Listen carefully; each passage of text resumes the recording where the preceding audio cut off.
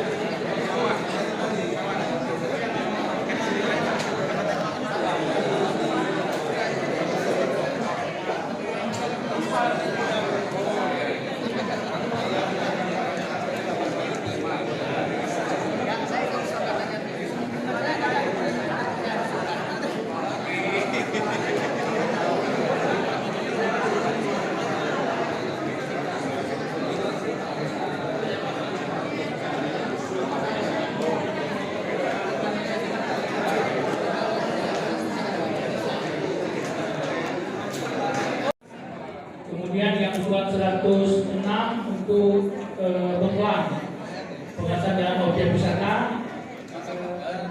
Di komen satu lagi untuk di nomor urut 99, nomor urut 102 dan nomor urut 106.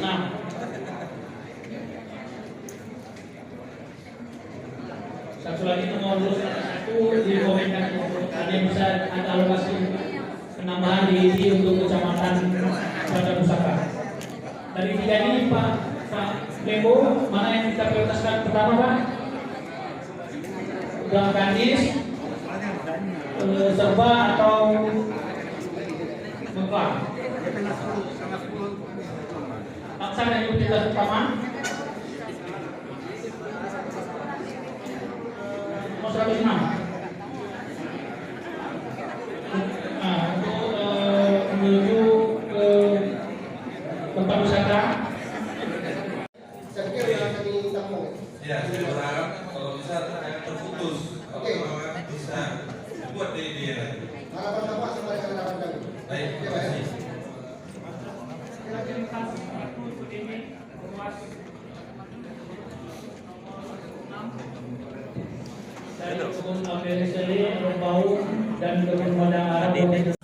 Prioritas pertama peningkatan pengaspalan jalan lanjutan.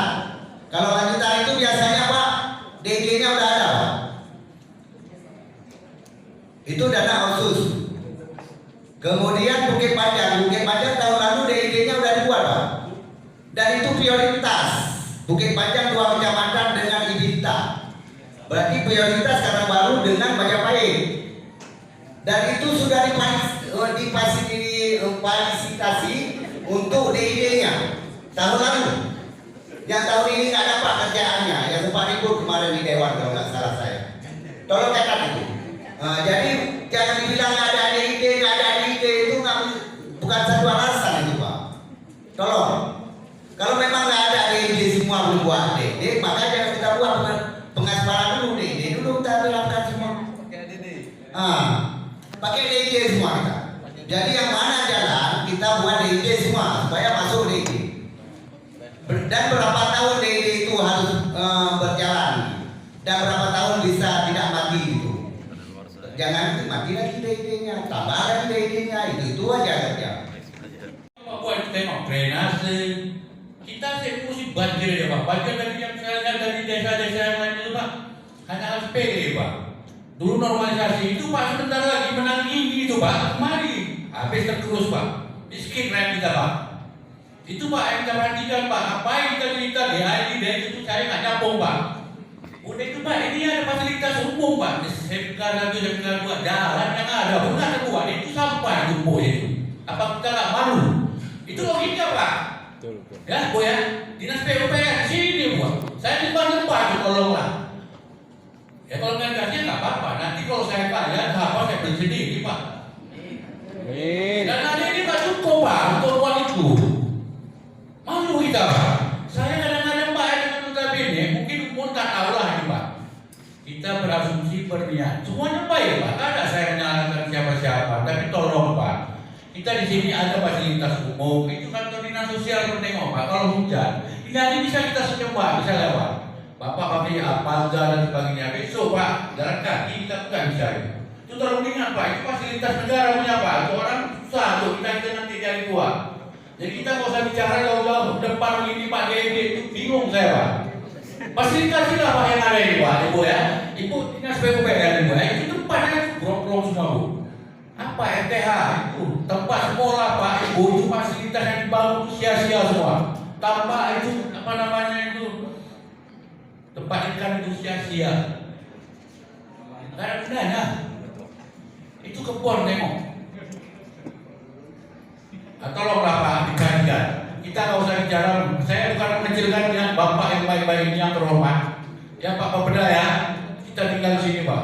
Saya asli orang sini Pak.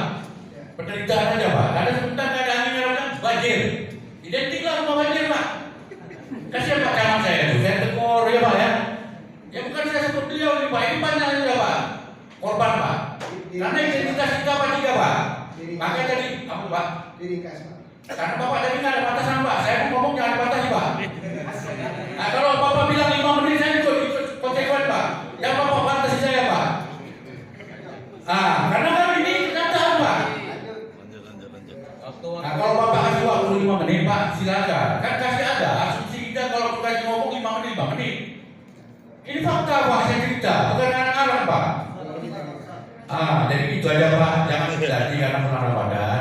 Tak ada yang saya menjatuhkan maruah dan hal ini bapak-bapak yang terhormat di depan saya. Itu saja Pak, pada Allah saya menampung pada Bapak Ibu sekalian saya mohon berbanyak maaf. Assalamualaikum warahmatullahi wabarakatuh. Waalaikumsalam warahmatullahi wabarakatuh.